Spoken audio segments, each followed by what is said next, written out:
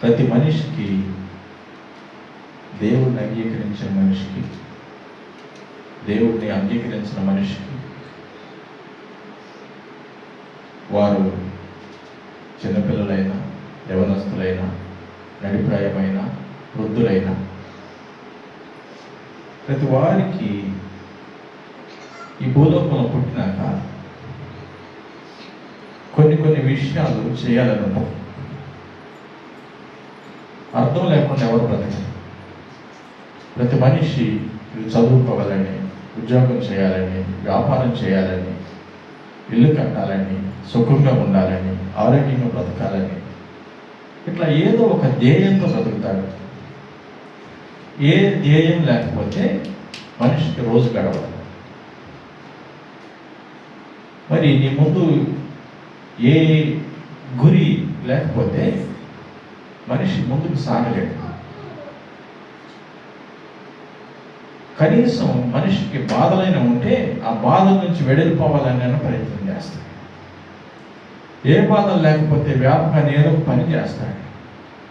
అంత సంతోషంగా ఉంటే ఇంకా మరి బయటికి వెళ్తాడు. ఎందుకని? మనిషి భూమి మీద బ్రతకాలంటే ఎవరికైనా ఏదో ఒకటి ఉండాలి. అది సంతోషాన్ని ఇచ్చేదో, బాధను తీసివేసేదో, మరి ఒక గోల్ ఓరియంటెడ్ అంటే ఒక ధ్యేయం వైపు నడవటము ఏదో ఒకటి ఉండాలి. లేకపోతే ఏముంటుందంటే బోరింగ్ అనిపిస్తుంది. ఏం జీవితం? మీరు చూడండి, ఒకసారి ఐసోలేట్ అవ్వండి. మరి ఏదైనా నేరం చేసిన వారిని జైల్లో వేస్తారు. ఎందుకని ఎందుకు చేస్తారు తెలుసా? జైలు ఎందుకు వేస్తారు మనిషిని? తప్పు చేస్తే మంచి పార్కులో పెట్టవచ్చు, తీసుకెళ్ళి పెద్ద పార్కులో నేచర్లో ఆహ్లాదకరమైన ఒక ప్రదేశంలో అక్కడ అందరూ కనిపించే విధంగా మంచి వెంటిలేషన్తో పెట్టవచ్చు కదా. 15 అడుగుల గోడ పైన మరి ఎలక్ట్రిసిటీ, మరి దానికి సెక్యూరిటీ, ఇవన్నీ ఎందుకు? మనిషి సంఘజీవి, ఒంటరిగా బతకలేడు. మనిషికి సహవాసం కావాలి, మాట్లాడకుండా ఉండలేడు, మరి వేరే వారితో కలవకుండా ఉండలేడు. అదే పనిష్మెంట్. మరి కలుస్తా ఉన్నాడు అనుకోండి, మీరు ఇంట్లోనే ఉంటారు, నేను ఇంట్లోనే ఉంటాను, అలానే ఉండండి. రోజంతా ఉంటారా? ఉండలేదు. ఏదో ఒక ఆలోచన రావాలి, ఆలోచన మీద పని చేయాలి, ఆ పనితో తృప్తి చెందాలి. లేకపోతే ఏదో బాధను బట్టో, వేదన బట్టో, అనారోగ్యాన్ని బట్టో దాన్ని విడిపించుకోవడానికి ఏదో ప్రయత్నం చేయాలి, దానిలో నుంచి తృప్తిని పొందాలి. అంత నీకు ఆరోగ్యం ఉండి, శక్తి ఉండి, సమృద్ధి ఉండి, ఆహారం ఉండి, అన్నీ ఉండి ఇంట్లో కూర్చోమంటే ఎలా ఉంటుంది? ఉంటారు ఎవరైనా? మీకు తెలిసిన వాళ్ళు ఎవరైనా ఉన్నారు? వారు కూడా ఉండరు. అంత సమృద్ధి ఉన్న వ్యక్తి కూడా ఏదో వెతుకులాడుతూ ఉంటాడు. ఏం అర్థం చేసుకోవాలంటే ప్రతి మనిషి కూడా ఏదో ఒక గురి లేకుండా బ్రతకలేడు, ఏదో ఒక పని లేకుండా బ్రతకలేడు, ఏదో ఒక మరి గమ్యం వైపు నడవకుండా ఉండలేడు. మరి దేవుని అంగీకరించిన మనుషులకి మరి లోకంలో ఉన్నప్పుడు మనందరికీ చాలా ఉంటాయి. లోకంలో అది సాధించాలి, ఇవి చేయాలి, అవి పొందుకోవాలి, ఇట్లా చాలా ప్రతి వారికి వారి వయసును బట్టి, వారి పరిస్థితులను బట్టి చాలా ఉంటాయి, అందరికీ ఉంటాయి. మరి దేవుడిలోకి వచ్చినాక ఏముంటాయి? దేవుడిని అంగీకరించిన వ్యక్తికి ఏమైనా గురి ఉంటుందా? ఏమైనా సాధించాలని ఏమైనా ఉంటుందా? ఏమైనా ఉండాలా? ఏమి లేకుండా ఇలా వచ్చి వెళ్ళిపోవటమేనా? ఇలా బ్రతికేయటమేనా? దేవుడు ఏమైనా చెప్పాడా అంటే ఒకసారి ఎఫెసీ పత్రిక 5వ అధ్యాయం 1వ వచనంలో ఇట్లా రాసింది.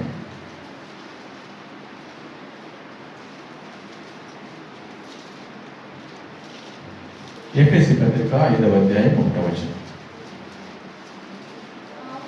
కావున మీరు ప్రియులైన పిల్లల వలె దేవుని పోలి నడుచుకుని చాలు. అది దేవుని ఆజ్ఞ. ఎవరికంటే దేవుని అంగీకరించిన విశ్వాసులకి. నేను క్రైస్తవుడిని, నేను దేవుడిని అంగీకరించాను, యేసు ప్రభు నాకు దేవుడు,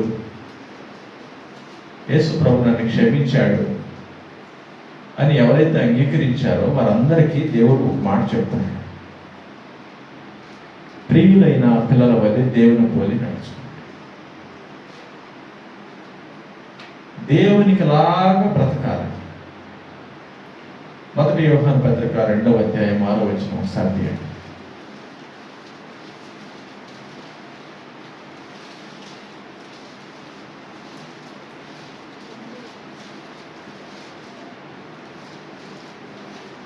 ఆయన యందు నిలిచిన్నవాడని చెప్పుకునేవాడు ఆయన ఎలాగూ నడుచుకునేనో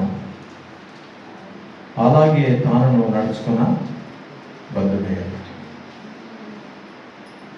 మనం క్రీస్తు వారమని చెప్తున్నామంటే, మేము క్రైస్తవులమి అని చెప్తున్నామంటే, ఒకవేళ నువ్వు చెప్తే, ఒకవేళ మేము విశ్వాసులు, మేము పద్మాస సంఘ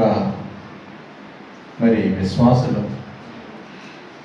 మేము యేసు ప్రభువుని అంగీకరించాము, యేసు ప్రభు మాకు దేవుడు, మేము యేసు ప్రభువుకి పిల్లలము అని ఒకవేళ నువ్వు అనుకుంటుంటే,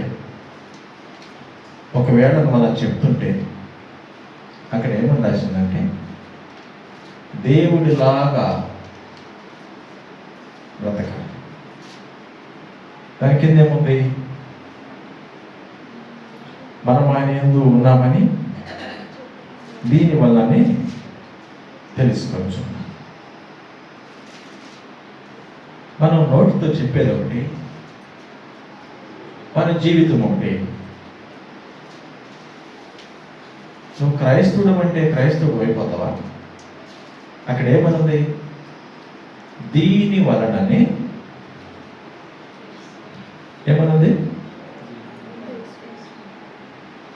ఎక్కడ చదివింది మనం?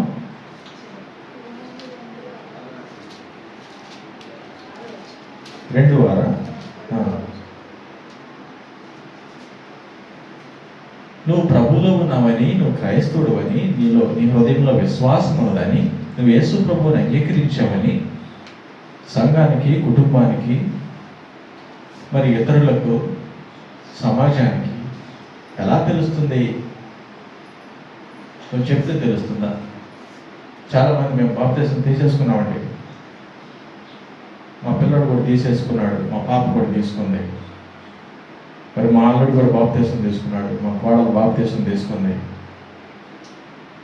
మేము చేయాల్సినంత అయిపోయింది అని చెప్తా ఉంటాం. చెప్తారు లేదు? సంతోషమే. చేతిలో బైబిల్ పట్టుకుంటాం, తెల్ల బట్టలు వేసుకుంటాం. చూసే వాళ్ళకేమో వీళ్ళు క్రైస్తవులు అన్నట్లు కనిపిస్తుంది చెప్పకపోయి. అక్కడ ఏమన్నదంటే దీనివల్లనే మనము ఆయన యందు ఉన్నామని తెలుసుకోవచ్చు. మన భౌతికమైనటువంటి రూపాన్ని బట్టి, స్థితిని బట్టి కాదు, కానీ ఒక మనిషి దేవుడిలాగా బ్రతకటానికి ప్రారంభిస్తే, దేవుడిలాగా బ్రతుకుతా సమాజానికి కనిపిస్తే, అప్పుడు వారు అంటారంట వీరు క్రైస్తవులండి అని. ఈ రెండు ఏంటంటే, దేవుడు విశ్వాసులకి, దేవుడిని అంగీకరించిన వ్యక్తులకి దేవుడు ఇచ్చాడు. మీరు నాలో ఉన్నారని, నన్ను అంగీకరించారని మీరు చెప్పడం మాత్రం కాదు, ఒకవేళ ఉన్నావో లేదో నువ్వు నాకులాగా బ్రతికితే తెలుస్తుంది. ఒకటి, మొట్టమొదటి ఎఫెసీ 5:1 ఏమనుందంటే, ప్రియులైన పిల్లల వల్ల దేవుని పోలి నడుచు. దేవుడు ఎలా జీవించాడు? దేవుడు ఎలా జీవించాడు? దేవుడు జీవించినట్లు జీవిస్తే, దేవుడు తగ్గించుకున్నట్టు తగ్గించుకుంటే, దేవుడు ప్రేమించినట్లు ప్రేమిస్తే, దేవుడు సహనం చూపించినట్లు సహనం చూపిస్తే, మరి దేవుడు క్షమించినట్లు క్షమిస్తే, దేవుడు ప్రవర్తించినట్లు ప్రవర్తిస్తే,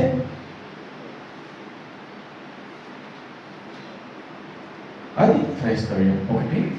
రెండు, దేవుడి సమాజానికి ఒక గురి, ఒక చేయవలసిన విధి దేవుడిచ్చింది ఏంటంటే, నాకులాగా బ్రతకండి, నాలో ఉన్నానని నువ్వు చెప్పడం కాదు, నేను చూస్తేనే అర్థం అవ్వాలి అని నేను చెప్పాడు. మరి అప్పుడు దేని వైపు మనం జీవిస్తాం? చాలామంది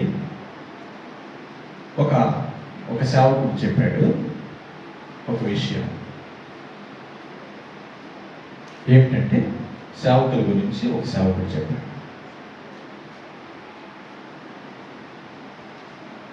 యేసు ప్రభు సేవ చేయడానికి, పని చేయడానికి, ఫాస్టింగ్ చేయడానికి వచ్చిన ఒక సేవకుడట తనకున్న డబ్బంతా ఖర్చు పెట్టి ప్రభు పని చేస్తాడట. మరి అదే పనికి ఇంకొక అతను వస్తాడు. అతను ఏం చేస్తాడంటే, ప్రభువు కోసం తన డబ్బును ఖర్చు పెట్టి పనిచేస్తాడు ఒక సేవకుడు. ఒక సేవకుడేమో ప్రభువును వాడుకుని డబ్బు సంపాదిస్తాడు. రెండో సేవకుడు. మరి ఎవరు సేవ చేస్తున్నట్టు? ఎవరు సేవ చేస్తున్నట్టు? మొదటి వ్యక్తి. ఈ మాట చెప్పిన పౌలు గారు కూడా ఏం చేశారు? పౌలు గారు ఏం చేశారు? నైట్ అంతా పనిచేసి, పగల దేవుడు పనిచేసి, భోజనం చేసి, సంఘం మీద జీవనం సాగిస్తే తప్పేం కాదు, చేయాలి. అట్లా చేశాడు. మరి విశ్వాసులు కూడా ఇప్పుడు అవసరం తీర్చుకోవడానికి అలవాటుగా దేవుడి దగ్గరికి రావడం. కొంతమంది పని, నీకు బాధలుంటే, ఏవైనా కాని విషయాలు వస్తే, కలహాలుంటే, సమస్యలుంటే, ఆర్థిక బాధలుంటే, ఇంకేమైనా నీ జీవితంలో ఇంకా రకరకాల సమస్యలు ఏవైనా ఉంటే, వాటి కోసం నువ్వు దేవుడిని నమ్ముకోవడం, అవి అవసరాలు తీర్చుకోవడం కోసం దేవుడిని సమీపించడం, మరి నీ యొక్క వ్యక్తిగత విషయాలన్నీ సంతోషంగా మార్చుకోవడం కోసం దేవుడి దగ్గరికి సమీపించడం ఒకవరకు. కొద్దిమంది ఆయన నిజంగా దేవుడని, దేవుడి దగ్గరికి వెళ్ళాలని అని ప్రేమతో, ప్రయాసంతో, భారంతో దేవుడిలాగా మారటానికి, దేవుడిలాగా జీవించడానికి వచ్చేవారు కొద్దిమంది. మరి మనం ఎవరిలో ఉంటాం? ఎవరిలో ఉంటాం మనం? అవసరం తీర్చుకోవటానికి వస్తున్నామా? చాలామంది అదే క్రైస్తవులుగా కనిపించినట్లు కనిపిస్తాం, భక్తిగా జీవించినట్లు జీవిస్తాం. మానవుని అంతరంగము, హృదయాలోచనలు దేవునికి మరుగైనవి. నీ ఉద్దేశం ఏంటో, నీ భక్తి వెనకాల ఉన్నటువంటి కొయ్యుక్తి ఏంటో, అసలు నువ్వు ఎందుకు వస్తున్నావు దేవుడికి తెలుసు. నువ్వు దేవుని మీద గురితో దేవుని దగ్గరికి వస్తున్నావా, లేకపోతే నీ అవసరాలు గడుపుకోవడానికి, నీ సమస్యల్లో దేవుడిని వాడుకోవడానికి, ఇంకా దేవుని దగ్గరికి వస్తున్నావా?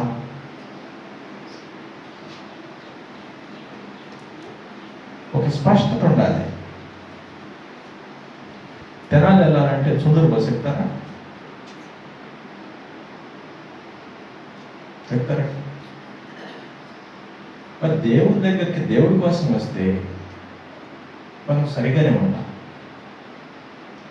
దేవుని దగ్గరికి చాలా మంది చూడండి, ఏ సమస్య లేకపోతే, ఏ బాధ లేకపోతే ఉపవాసం ఉంటారా? అక్క ఏదైనా సమస్య వస్తే, బాధ వస్తే వెంటనే, తప్పే కాదు, సంతోషంగా ఉన్నప్పుడు ఉండదు, అన్ని బాగున్నప్పుడు ఉపవాసం ఉండదు.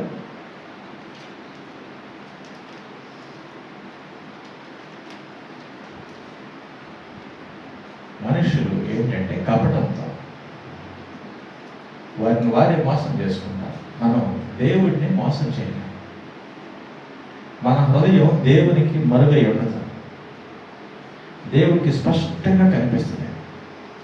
మనం బాహ్యానికి ఎంత నటించినా, బాహ్యానికి మనుషులకు అనుకూలంగా ప్రవర్తించినా, కానీ దేవునికి అంతరంగం స్పష్టంగా తెలుసు. మరి దేవుడు చెప్తున్నాడు, దేవుడిని అంగీకరించిన మనుషులకి ఏమని చెప్తాడంటే, నీకు ఒక గురి ఉండాలి. ఆ గురి దేవుడిలాగా బ్రతకటానికి నిన్ను మార్చాలి. నీకు ఒక గురి ఉండాలి. ఆ గురి దేవుడు జీవించినట్లు జీవించడానికి నిన్ను మార్చాలి. నువ్వు దేవుడిలాగా మారడం కోసం, దేవుడిలాగా జీవించడం కోసం, నువ్వు ఈ భూమి మీద ఈ దేహంలో ఉన్నప్పుడే దేవుడిలాగా ప్రవర్తించడానికి, దేవుడిలాగా జీవించడానికి నువ్వు సాధన చేసుకున్నావు. ఒక క్రైస్తవుడి పని ఏమిటంటే అది. ఒక సరైన క్రైస్తవుడు, ఒక అవగాహన కలిగినటువంటి ఒక విశ్వాసి పని ఏమిటంటే తనను తాను దేవుడిలాగా మార్చుకోవడానికి గురి పెట్టుకుని పని చేస్తారంట. మరి ఎవరు చేస్తారంట? ఫిలిప్పీ పత్రిక 3వ అధ్యాయం.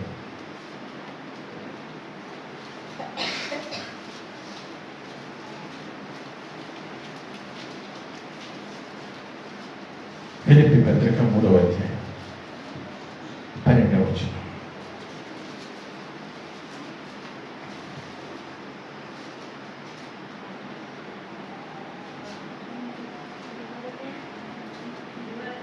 ఇదివరకే నేను గెలిచితినని అయినను, ఇదివరకే సంపూర్ణ స్థితి పొందితినని అయినను నేను అనుకొనటలేదు.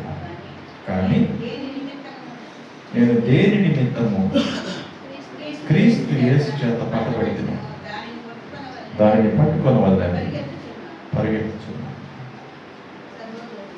చాలా అక్కడ స్పష్టంగా రాశాం. ఏమిటి దాని అర్థం? నేను ఇది వరకు గెలిచితినని అయినను. దాని అర్థం అంటే గెలవటం అంటే ఏంటంటే, నేను ఇప్పటికీ దేవుడిని అంగీకరించిన వెంటనే, బాప్తిసం తీసుకున్న వెంటనే, సంఘంలో చేర్చబడిన వెంటనే, దేవుని ఆత్మను పొందిన వెంటనే, మరి దేవుని సేవ చేసిన వెంటనే, మరి సంఘాలు కట్టిన వెంటనే, మరి సంఘాలను బలపరిచిన వెంటనే పౌలు గారు ఏం చేశారు? పౌలు గారు దేవుడిని అంగీకరించాడు, బాప్తిసం తీసుకున్నాడు, ఆత్మను పొందాడు, కృపావరాలు పొందాడు, సంఘాలు కట్టాడు, సంఘాలని స్థిరపరిచాడు, మరి సంఘాలను బలపరిచి సంఘాలను ఆదరించాడు. ఇంత పని చేశాడు, ప్రయాసం. మనం ఏం చేయలేం. ఒక వ్యక్తి ఎంత పని చేశాడు. మనం ఎక్కడ అయిపోయాం? ప్రభువుని అంగీకరించాం, బాప్తిసం సాక్ష్యం ఇచ్చాం, సంఘంలో చేర్చబడ్డాం, ప్రభు వారి ఆత్మను పొందాం. ఇంకెక్కడే. ఇక్కడి నుంచి పౌలు గారికి మనకి ఎంత తేడా? మనం ఏం చేస్తున్నాం? ఇంతటితో మన పని మనం చేసుకుంటాం. మధ్యలో మన అవసరాలు తెచ్చుకోవడానికి దేవుడి దగ్గరికి వస్తాం. దేవుడిని కలిగి కొంచెం మన ఇష్టానికి బ్రతికి దేవుడు మనం పోరాటం చేస్తాం. దేవుడు చెప్పినట్టు బ్రతకలేక, దేవుడు లేకుండా ఉండలేక అటు ఇటుగా బ్రతుకుతున్నాం. మనమేమనుకుంటాం? అంత అయిపోయింది కదా, దేవుడిని అంగీకరించాం కదా, బాప్తిసం తీసుకున్నాం కదా, మరి దేవుడు మనల్ని క్షమించాడు కదా, మనం బాగానే ఉన్నాం కదా అని మనం అనుకున్నాం. పౌలు గారు అక్కడి నుంచి ఏం చేశాడు? దేవుని పని చేశాడు, ఆయన పని మానేశాడు. మరి దేవుడి కోసం బ్రతకడం ప్రారంభించాడు. చాలా మందిని ప్రభువులోకి తీసుకొచ్చాడు, చాలా సంఘాలు కట్టాడు. సంఘాలు కట్టి మరి అవి ఎలా ఉన్నాయో, వారు ఎలా ఉన్నారో అని మరలా వెనక్కి చూస్తున్నాడు. వారిని బలపరుస్తున్నాడు, వారిని పోషిస్తున్నాడు, వారి అవసరాలు తీరుస్తున్నాడు, వారితో కలిసి బ్రతుకుతున్నాడు. అంత పని చేసే ఒక వ్యక్తి ఏమంటారంటే, ఇప్పుడు చదవండి, నేను ఇదివరకే ఇవన్నీ చేసినాకే నేను గెలిచానని అనుకోవటంలా. గెలవటం అంటే అక్కడ అర్థం ఏంటంటే క్రీస్తులాగా మారటం అని. ఇవన్నీ చేసినంత మాత్రాన్ని నేను సంపూర్ణ క్రైస్తవుడిని అయిపోయానని, ఇవన్నీ చేసినంత మాత్రాన్ని నేను దేవుడిలాగా ప్రవర్తిస్తున్నాను, దేవుడిలాగా మారిపోయాను, దేవుడిలాగా జీవిస్తున్నాను అని నేను అనుకోవట్లేదు. రెండోది ఏమన్నది, ఇది వరకే సంపూర్ణ స్థితి పొందుతుంది అని అయినాను నేను అనుకున్నట లేదు. ఇప్పటికీ నాలో ఒక్క లోపమైనా లేదు, ఒక్క తప్పైనా లేదు, ఒక్క నిందైనా లేదు, నేను పరిపూర్ణుడు అని అనుకోవట్లేదంట. ఎంత పని చేసుకోవాలి. మరి ఏమనుకుంటాడు ఆయన? అక్కడ చూడండి, అనుకోవటల్లా, అలా అనుకోవటం లేదు కానీ అని ఉందా? చూడండి అక్కడ 12వ అధ్యాయం మధ్యలో ఏమనుంది? నేను అనుకోవటం లేదు కానీ నేను దేని నిమిత్తము క్రీస్తు యేసు చేత పట్టుబడితేనో దానిని పట్టుకొనవలని పరిగెత్తుచున్నాను. ప్రభువు వారు నాకు రక్షణ ఇచ్చాడు. నేను మానవుడిని, మరి నేను ప్రయాసపడుతున్నాను, దేవుడు చెప్పినవన్నీ చేస్తున్నాను, అయినా నేను పరిపూర్ణుని కాదు, అయినా నేను క్రీస్తులాగా మారలేదు. నేను ప్రభువు వారు నన్ను దేవునిలాగా మార్చాలని పట్టుకున్నాడు. నేను దేవునిలాగా జీవించాలని, ప్రతి మనిషి దేవుడిలాగా మారాలని, దేవుడిలాగా జీవించాలని, దేవుడిలాగా ప్రవర్తించాలని, దేవుడిలాగా కనిపించాలని దేవుడు మనకు అవకాశం ఇస్తాడు. మరి అవకాశం ఇస్తే ఆ అవకాశం సంపూర్ణం చేయడానికి ఆయన ఏం చేస్తున్నాడు? పరిగెడుతున్నాడంట. దేవునిలాగా మారటం కోసం ఒక వ్యక్తి పరిగెడుతున్నాడు. మరి చాలామంది కనీసం నడవరు. దేవుని కోసం నడవడం ఎట్లా? చర్చికి నడవడం కాదు, దేవుని మీద ఆశతో, దేవుని మీద భక్తితో, నువ్వు మానవుడు అని తగ్గింపుతో, నువ్వు తక్కువ వాడు అని, ఏదో కొద్ది కాలం అట్లా బ్రతికి మట్టిలో కలిసిపోతావని, నీ స్థాయి నువ్వు తెలుసుకొని, నీ శక్తి సామర్థ్యాలు నువ్వు తెలుసుకొని, నీ జ్ఞాన ఘనతను నువ్వు తెలుసుకొని, నీ పరిధి, నీ సామర్థ్యాలన్నీ నువ్వు అవగాహన కలిగి మరి దేవుడితో ప్రయాణం చేయడం. ఇక్కడ పౌలు గారు ఏం చేస్తున్నాడంటే, దేవుడిలాగా మారిపోవాలి, దేవుడిలాగా మారిపోవాలి, దేవుడిలాగా ప్రవర్తించాలి. నేను ఇంకా పరిపూర్ణుడు కాదు, ఇంకా నిందలేని వాడిని కాదు, ఇంకా నాలో లోపం లేని వాడిని కాదు, మరి నేను ఇంకా క్రీస్తు స్వరూప్యం నాలోకి రాలేదు అని బహిరంగంగా చెప్తున్నాడు ఒక పాస్టర్ గారు. ఎవరికి చెప్తున్నాడు? సంఘానికే చెప్తున్నాడు. దేవుడు ఆయన చేత ఎందుకు చెప్పించాడు? ఇంక వేరే వాళ్ళ చేత చెప్పించవచ్చుగా. ఎందుకంటే అంత పని చేసిన మహానుభావుడు జీవితాన్ని అర్పించాడు, తన సమయాన్ని ఇచ్చాడు, తన శక్తిని ఇచ్చాడు, తన వయసుని ఇచ్చాడు, తనకున్నదంతా ఇచ్చాడు, ఆహారం కూడా తీసుకోకుండా పని చేశాడు. అంత సమర్పణ, అంత త్యాగము, తను తాను కరిగిపోయాడు దేవుని కోసం, తను తాను విస్మరించుకున్నాడు. తనకి ఏ ప్రాధాన్యత లేదు వ్యక్తిగతంగా, తనకి ఏ మెప్పు లేదు, తను తాను పొగుడుకోవటంలా, తను తాను హెచ్చించుకోవటంలా, పని చేసి కూడా, ప్రయాసపడి కూడా, జీవితాన్ని అర్పించి కూడా మరి ఆయన చేత చెప్పిస్తున్నాడు ప్రభువు వారు మనకి. నువ్వు ఒకవేళ అక్కడ వరకు వెళ్ళినా నువ్వు ఒకవేళ అంత గొప్పగా జీవించినా, నువ్వు ఒకవేళ అంత స్థాయికి చేరుకున్నా, నువ్వు పరిపూర్ణుడు కాదు. నువ్వు ఇంకా సాధన చేయాలి.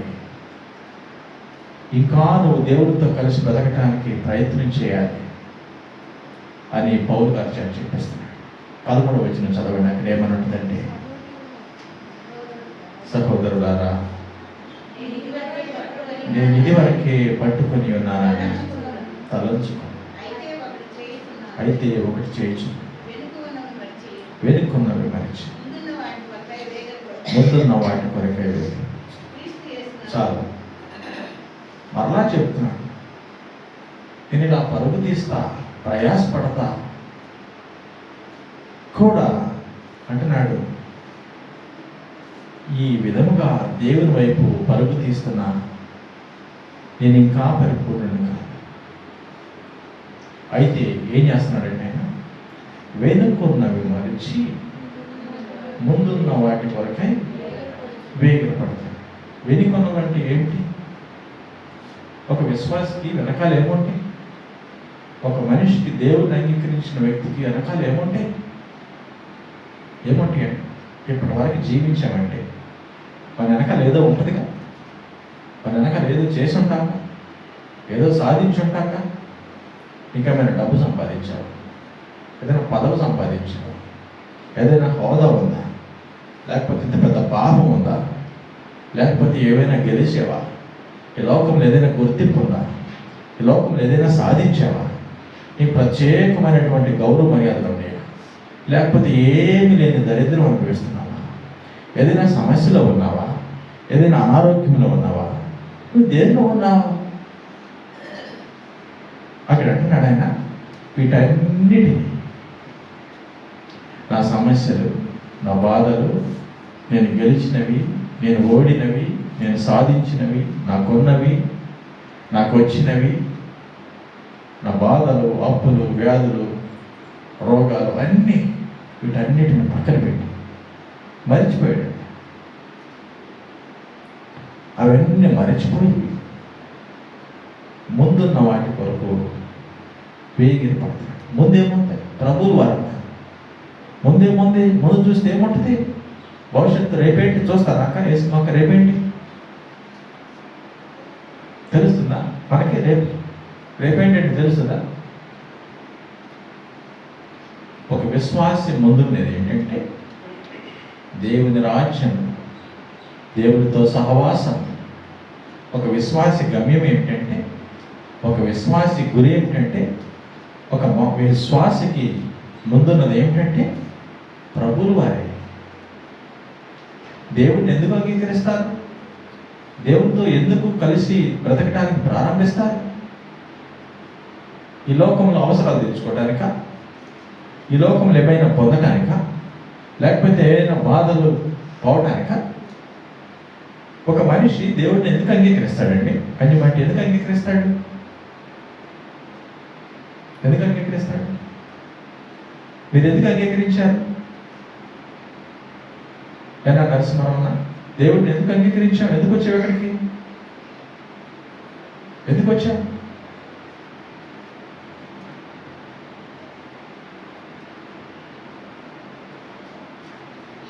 మన మనుషులు కొద్ది కాలం జీవించి వెళ్ళిపోతామని, మరణాంతం కూడా ప్రభువు వారి రాజ్యం ఉన్నదని సువార్తలు ఏమనంటది?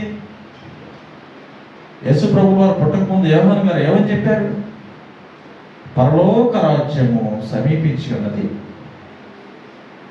సువార్తను నమ్ముడి, మారు మనసు పొందుడి. సువార్త అంటే యేసు ప్రభు గురించిన వార్త. పరలోక రాజ్యము సమీపించిందంట. ఇది భూలోక రాజ్యం. మోడీ గారు మనకి ఇప్పుడు పరిపాలన చేస్తున్నారు. ఇది భూలోక రాజ్యం. ఈ రాజ్యం గతిస్తుంది, మన ప్రాణం కలిసిపోతుంది, మనం కొద్ది కాలమే బ్రతుకుతాం, ఇక వెళ్ళిపోతాం. ఈ భూలోకాన్ని విడిచిపెట్టి వెళ్ళిపోతాం. నువ్వు అవునన్నా కాదన్నా, నువ్వు ఉండాలన్నా కుదరదు, నిన్నెవరు కాపాడలేడు, నీ జీవం నీ పరిధిలో ఉండదు, వెళ్ళిపోతా. అందుకని కొంతమంది భయంతో, కొంతమంది బాధ్యతతో, కొంతమంది జ్ఞానంతో ప్రభువుల వారిని అంగీకరిస్తారు, ప్రభువుల వారి దగ్గరికి వస్తారు. అందుకు వస్తారు. మరి వచ్చామంటే అక్కడ ఆయన ఏం చేస్తానంటే వెనక్కున్నవన్నీ మర్చిపోయి ముందున్న దేవుని రాజ్యం కోసం ఏం చేస్తున్నాడు? తొందరపడుతున్నాడు. తొందరగా ఎప్పుడు ఈ దేహాన్ని విడిచిపెట్టాలి, తొందరగా ఎప్పుడు వెళ్ళిపోవాలి, వెంటనే ఎప్పుడు దేవుని చేరుకోవాలి, ఎప్పుడు దేవుడితో కలిసి ఉండాలి అని ఇక్కడ ఉన్న పరిస్థితులన్నీ మర్చిపోయి వేగిర పడతాడు. మనుషులు మనం ఏం చేస్తాం? దేవుని రాజ్యాన్ని మర్చిపోయి మీ లోకం విడిచిపెట్టి వెళ్ళిపోతామని మర్చిపోయి తొందరపడి ఇక్కడ భూమి మీద పనులన్నీ చక్క పెట్టుకుంటాం. ప్రభు కాలు బాగాలేదు, ఏలు బాగాలేదు, అవి బాగాలేదు, అప్పులు ఉన్నాయి, బాధలు ఉన్నాయి, అవి తీర్చు, ఇవి తీర్చు. దేవుని రాజ్యాన్ని మర్చిపోతావు. ఇక దీనికోసమే బ్రతుకుతాం. నీ ప్రయాసం ఇదే, ఇంకేం లేదు. ఇక ఒక్కసారైనా ఆకాశం వైపు చూడవు, ఒక్కసారైనా దేవుడిని మధ్యలోకి రాడు. ఇంకెప్పుడు లేచేవంటే ఇదే. చాలామంది చూడండి, ఇక లేచారంటే బైబిల్ పట్టుకున్నారంటే ఇంక ఇదే, ఇంకేం ఉండదు మనసులోకి. ఎంతకు మించి ఇంకేం ఆలోచన ఉండదు, జ్ఞానం ఉండదు, ఏముండదు. మానకుండా వస్తారు మరి సంఘానికి, మానకుండా ఉపవాసం చేస్తారు, మరి మానకుండా కానుకలు ఇస్తారు. ఇంకేం తెలియదు నీకు. ఎందుకంటే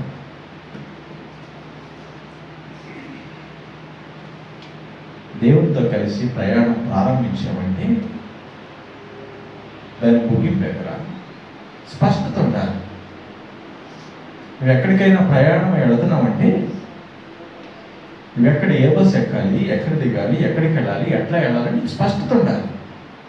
నువ్వు దేవుడిని అంగీకరించావంటే ఎందుకు అంగీకరించావు, ఎక్కడి వరకు ఉంటావు, ఎప్పటి వరకు ప్రయాణం చేస్తావు, ఎట్లా ప్రయాణం చేయాలన్నది నీకు స్పష్టత ఉండాలి.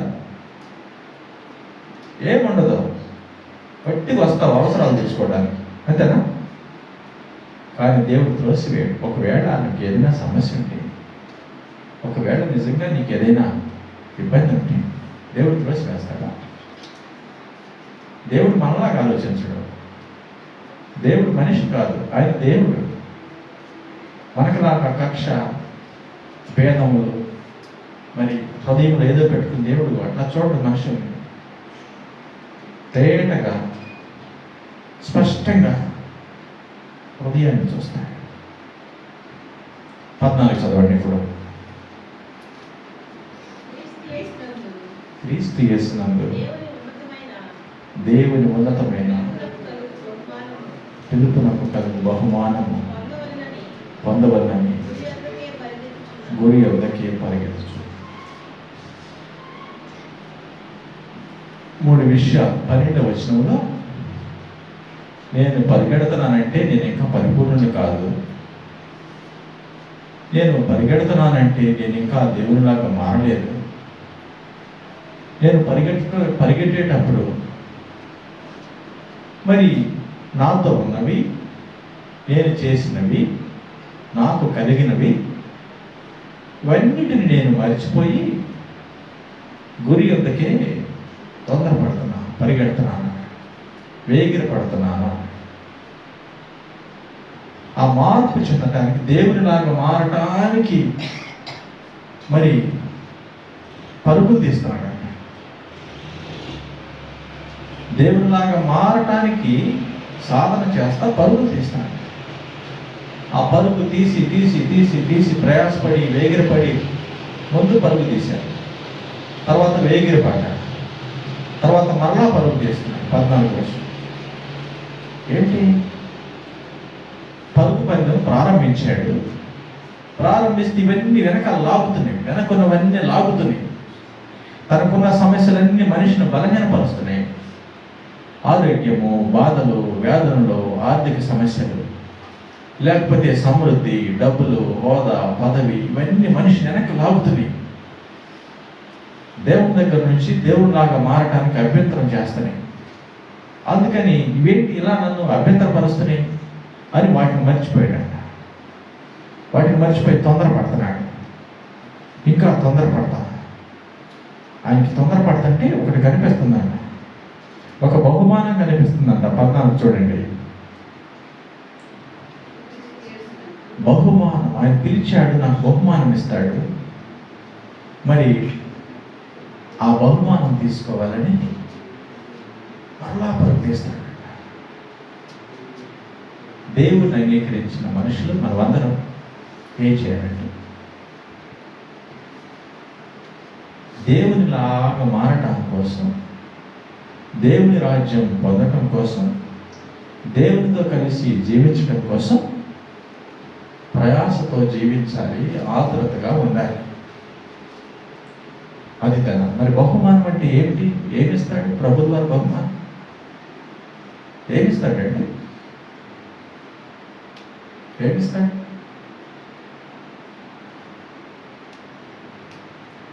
ఒక మనిషి, పాపి అయిన మనిషి, మట్టిలో కలిసిపోయేటువంటి ఒక మనిషి, మరి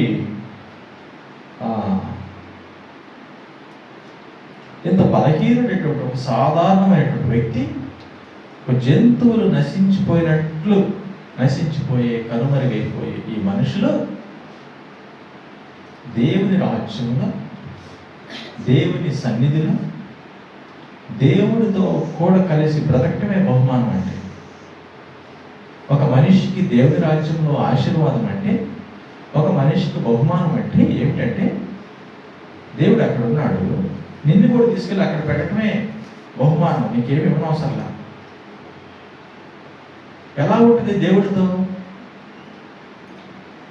తెలుసా మీకు? ఎవరైనా చూసారా? ఎస్మాక ఎప్పుడైనా చూసేవాక? రాయలాక చూడదు ఇంతవరకు. అది చూస్తే అర్థమయ్యేది కాదు. అది దేవుడితో సహవాసం. దేవుడి పక్కన నువ్వు ఉంటే, ఒకవేళ దేవుడి సన్నిధి నీతో ఉంటే, అది కంటికి కనిపించేది కాదు, అది అనుభూతి చెందేది, ఎక్స్పీరియన్స్. స్వీట్ తిన్నావు, తీయగా ఉంటుంది, కంటికి కనిపిస్తుందా? కనిపిస్తుందా?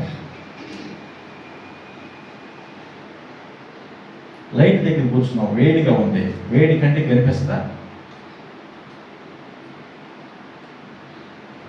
ఒక కాకరకాయ తిన్నావు, చేదుగా ఉంది, చేదు కంటికి కనిపిస్తుందా?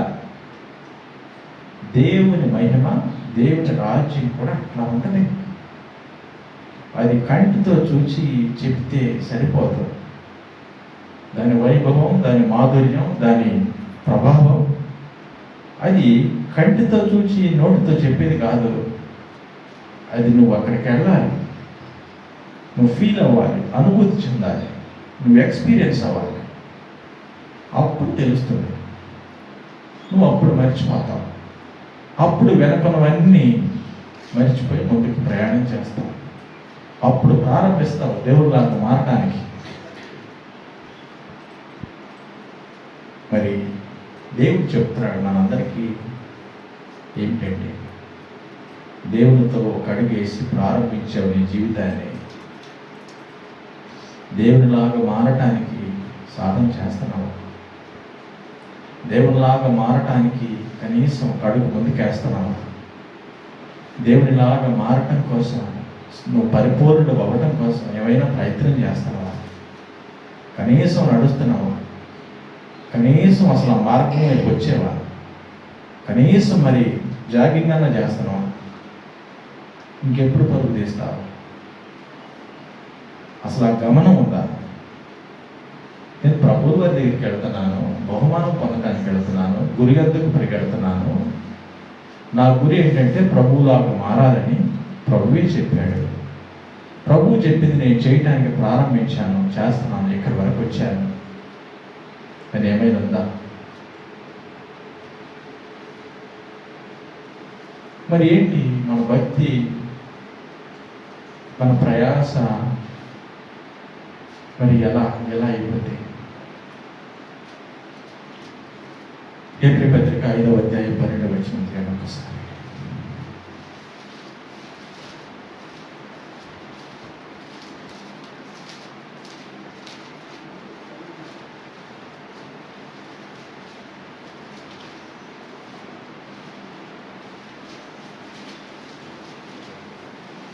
కాలమును బట్టి చూస్తే మీరు బోధకులుగా ఉండవలసిన వారై ఉండగా దేవోక్తులలో మొదటి మూల పాఠములను ఒకటి మీకు మరలా బోధింపవలసి వచ్చింది. మీరు పాలు త్రాగవలసిన వారే కానీ బలమైన ఆహారము తినగలవారు కాదు. పాలు త్రాగు ప్రతి వాడును శిశువే గనుక నీతి వాక్య విషయంలో అనుభవం లేనివాడై ఉన్నాడు. ఇక్కడ రాసింది ఏంటంటే, కాలాన్ని బట్టి చూస్తే, నీ అనుభవాన్ని బట్టి చూస్తే, నువ్వెప్పుడు ప్రభువుని అంగీకరించావో చూస్తే, ఎప్పుడు బాప్తిస్మలో సాక్ష్యం ఇచ్చావో చూస్తే, ఎప్పుడు సంఘంలో చేర్చబడ్డావో అని చూస్తే, ఎప్పటి నుంచి క్రైస్తవుడిగా పిలువబడుతున్నావు అని చూస్తే, నువ్వు ఇప్పటికే బోధకుడు అయి ఉండాలి. నీ వయసుకి, నీ అనుభవానికి, నీ ప్రయాసకి, ఇంత సమయానికి నువ్వే 10 మందికి చెప్పేవాడు అయి ఉండాలి. అక్కడ అదేనా ఉంది? చూడండి, ఇప్పుడు చదవండి. కాలమును బట్టి చూస్తే మీరు బోధకులుగా ఉండవలసిన వారై ఉండగా, నువ్వు ఇప్పటికే దేవుణ్ణి 10 మందికి పరిచయం చేసే వ్యక్తిగా ఉండాల్సిందే. నువ్వు ఇప్పటికే అనేకులకు ఆదర్శంగా ఉండవలసిన వాడు. మరి ఏమన్నది? దేవోక్తులలో మొదటి మూలపాఠము ఒకటి మీకు మరలా బోధించవలసి. దేవుని వాక్యాలంట, ఆ దేవుని వాక్యాల్లో కూడా ప్రాథమిక విషయాలంట. మరి మీకు ఇంకొకటి చెప్పాలి. ఇప్పుడు కూడా నువ్వు ఎంత వయసు వచ్చినా, దేవుడు నమ్ముకుని ఎంతకాలమైనా, సంఘంలో చేర్చబడి ఎంత సమయమైనా, ఇప్పటికే నువ్వు అసలు పాస్టర్ అయి ఉండాల్సిన సమయం వచ్చినా, ఒక 20 years 25 years వచ్చిన స్కూల్లో చేరితే ఎట్లా ఉందండి? ఎట్లా ఉంది? అరే ఏంటో నువ్వు ఎంత ఉన్నావు, ఇప్పటికే నీ చదువు అయిపోయి నువ్వు చిన్నపిల్లలకి పాఠాలు చెప్పాల్సినంత వయసులో వచ్చి మళ్ళీ ఎక్కడ కూర్చున్నావేంటి అన్నట్టు ఉండదు. ఎలా ఉంటుంది? ఇక్కడ బాధ్యతను తీసుకెళ్ళి ఇక్కడ మండల్ స్కూల్లో ఇక్కడ పంపించామనుకోండి, అంగన్వాడీ బడికి ఎట్లా ఉంటుంది? ఎట్లా ఉంటుందండి?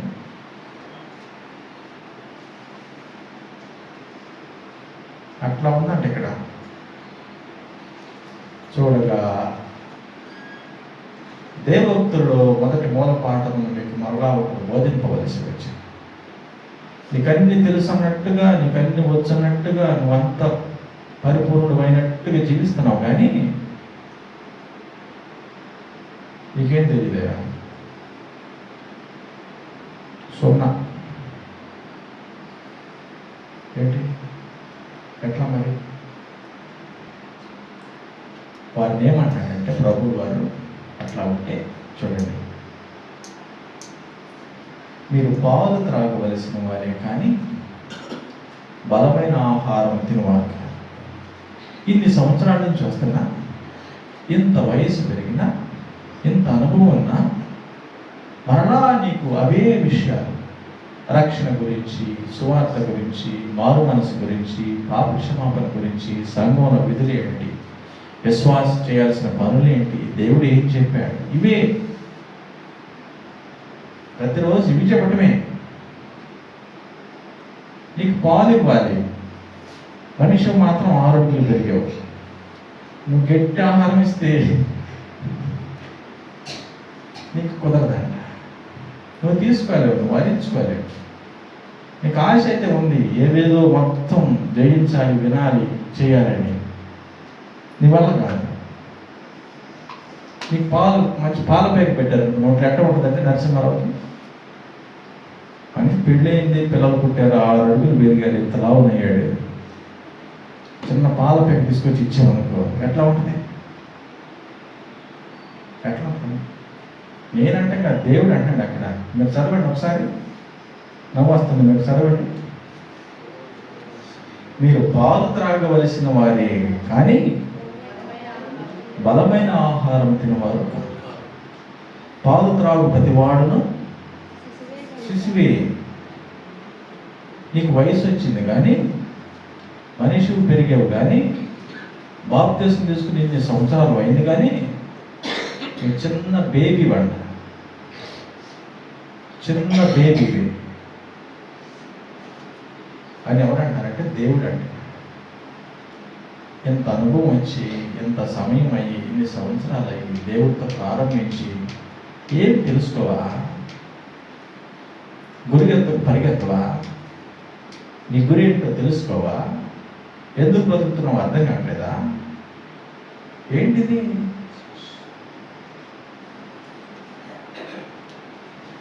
చిన్నపిల్లలను శిక్షిస్తారా? వయసుకు వచ్చి పెద్దవారైనాక శిక్షిస్తారా? లేక అజయ్ని పడుతున్నావా? ఇప్పుడు కూడా శశిని పడుతున్నావా? పట్టుకున్నారు. ఎందుకని?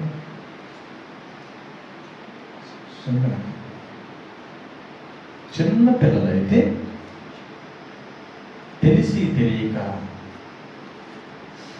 మరి మాట అతిక్రమిస్తారు. వారికి తెలియదు కనుక తప్పుగా ప్రవర్తిస్తారు. కాబట్టి వారిని ఏం చేస్తాం మనం? శిక్షించి, దండించి, బుద్ధి చెప్పి క్రమశిక్షణ చేస్తాం.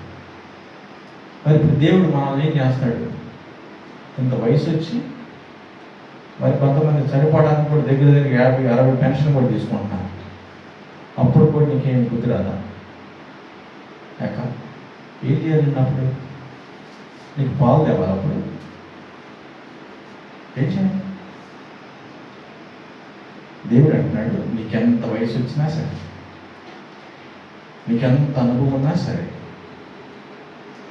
ఎంత కాలమైనా సరే దేవుడిని అంగీకరించి నువ్వు ఇప్పటికే బోధకుడు అయి ఉండాలి. నువ్వు ఇప్పటికే అనేకులకు చెప్పేటోడు అయి ఉండాలి. నీకు ఇప్పటికే సంపూర్ణ అవగాహన అయి ఉండాలి. నువ్వు ఇప్పటికే పరిపూర్ణుడు అవటానికి దగ్గరికి వచ్చి ఉండాలి. అయినా నీకు ఇంకొకటి వచ్చి ప్రాథమిక విషయాలు చెప్పే పరిస్థితి వచ్చినట్టే నువ్వు నిజంగా చిన్నపిల్లాడివి. నువ్వు నిజంగా ఇప్పుడే దేవుడిని అంగీకరించిన వ్యక్తితో నువ్వు సమానం. 20 సంవత్సరాలు అవుతుంది నువ్వు దేవుడిని అంగీకరించి, కానీ నీకేం తెలియదు. నువ్వు దేవుడి కోసం పరిగెత్తవు, నువ్వు దేవుని రాజ్యం కోసం ప్రయాసపడవు, నువ్వు దేవుడిలాగా మారటానికి ప్రయత్నం చేయవు. ఇంత అనుభవం, ఇంత వయసు, ఇంత ఉన్నా అయ్యంత తీసివేసి నువ్వు చిన్న పిల్లవాళ్ళలాగా మళ్ళీ ఫీడింగ్ చేస్తావు.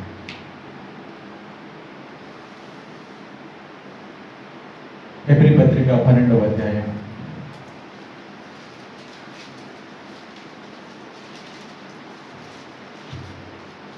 6వ వచనం.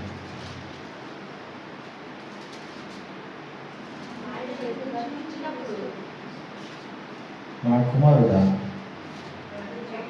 ప్రభు చేయ శిక్షను తృణీకరించు. ఆయన నిన్ను గద్దించినప్పుడు విసుగకు. ప్రభువు తాను ప్రేమించు వారిని శిక్షించి తాను స్వీకరించు ప్రతి కుమారుని దండించు. చాలా అక్కడ రాసింది.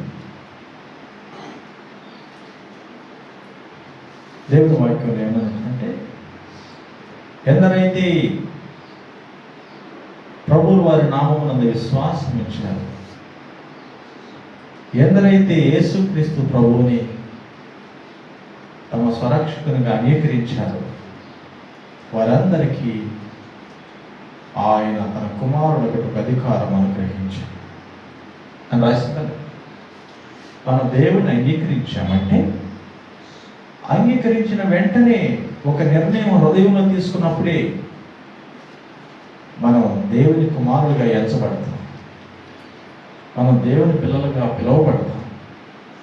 ఇప్పుడు అంటున్నాడు, నువ్వు దేవుని కుమార్తెవు కదా, నువ్వు దేవుని కుమారుడు కదా, దేవుడు నిన్ను ప్రేమిస్తున్నాడు కదా, నువ్వు దేవునిలాగా పరిపూర్ణుడు అవటానికి ప్రారంభించలేదు కదా, నువ్వు దేవుని లాగా మారటానికి నువ్వు పరిగెత్తడం లేదు కదా, నువ్వు దేవునిలాగా దేవుని స్వారూప్యంలోనికి రావటానికి నువ్వే ప్రయత్నం చేయటం లేదు కదా, పైన బహుమానం పొందాలని నువ్వు ఆశ లేదు కదా, దేవుని రాజ్యము నీ గురిని నీకేమి లేదు కదా. కానీ నా దగ్గరికి వచ్చేవి ఏం చేయాలి? నేను చెప్పిన పని చేయవు, కుమారుడే కానీ మాట ఉండాల, కుమార్తె కానీ అవిధేయంగా ప్రవర్తిస్తుంది. తండ్రి ఏం చేస్తాడండి? చంపేస్తాడా? తన కుమారుడు కానీ తన కుమార్తె కానీ ఏదైనా తప్పు చేస్తే, తండ్రికి విరోధంగా ప్రవర్తిస్తే మరణానికి అప్పగిస్తాడా?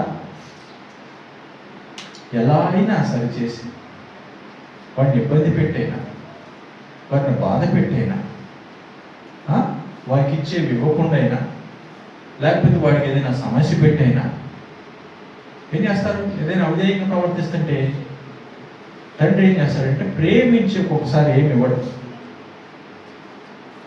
ఒక్కొక్కసారి తండ్రికి బాధే వాడు ఇబ్బంది పడుతున్నాడని, కానీ వాడు అవసరం తీరిస్తే వాడు వెళ్ళిపోతాడు, ఎగిరిపోతాడు, రెక్కలు వచ్చిన పక్షిలాగా ఎగిరిపోతాడు, తండ్రి వద్దంటాడు. అట్లాంటప్పుడు ఏంటంటే వాడు ఎక్కడే ఉంటే, వాడు నా దగ్గరే ఉంటే వాడిని నేను చూసుకుంటా, వాడిని నేను సంరక్షిస్తా, వాడికి అన్ని ఇస్తే వాడు వెళ్ళిపోతాడు విడిచిపెట్టి. అని ఒక్కొక్కసారి నేను ప్రేమతో నీకు ఇవ్వాల్సిన ఇవ్వకుండా కట్ చేస్తాడు.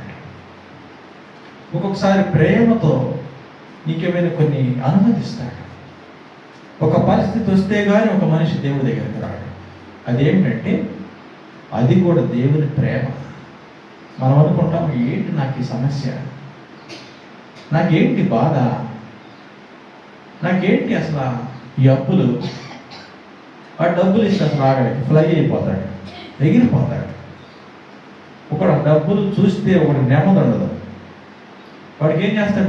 దేవుడిని అంగీకరించాడు, డబ్బులు లేకుండా చేస్తాడు. అరే నువ్వు నాతో ఉండాలంటే, నువ్వు చక్కగా దేవుని రాజ్యంలో భాగం పొందాలంటే ఈ డబ్బులే కదా నన్ను వేరు చేస్తుంది, దాన్ని తీసేస్తారంట. నువ్వేం చేస్తావంటే మళ్ళీ ఆ డబ్బుల కోసం ఉపవాసం ఉంటావు. పని అయిందా? పని అవుతుందండి.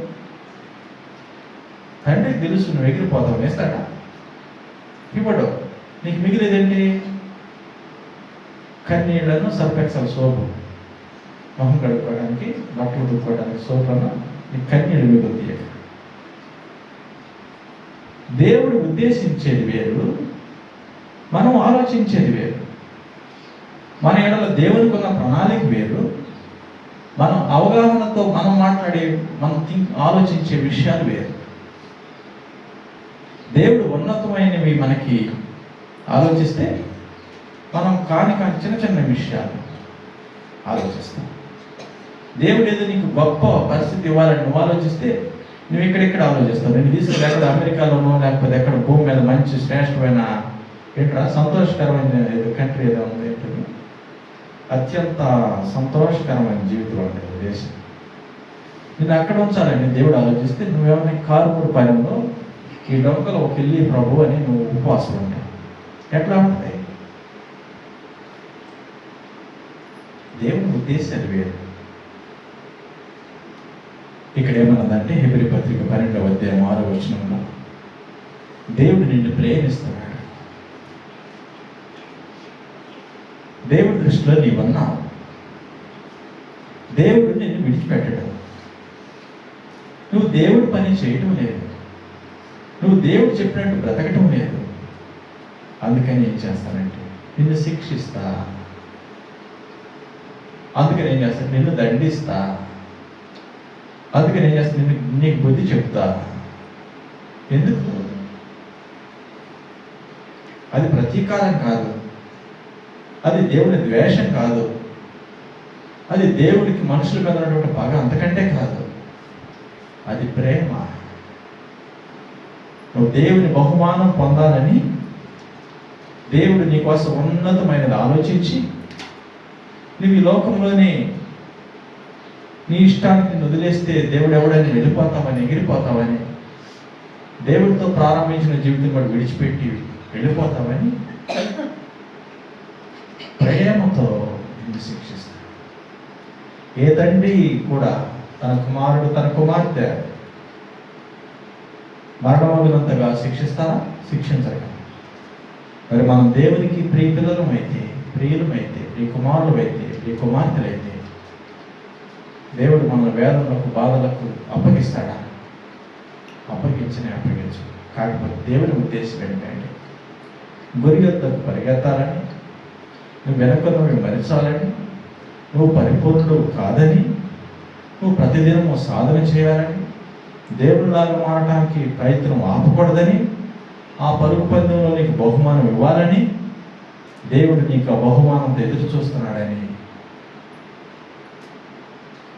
తెలియచేసేది ఆ శిక్ష. దేవుని ప్రేమను తెలియచేసేది ఆ గద్దెంపు.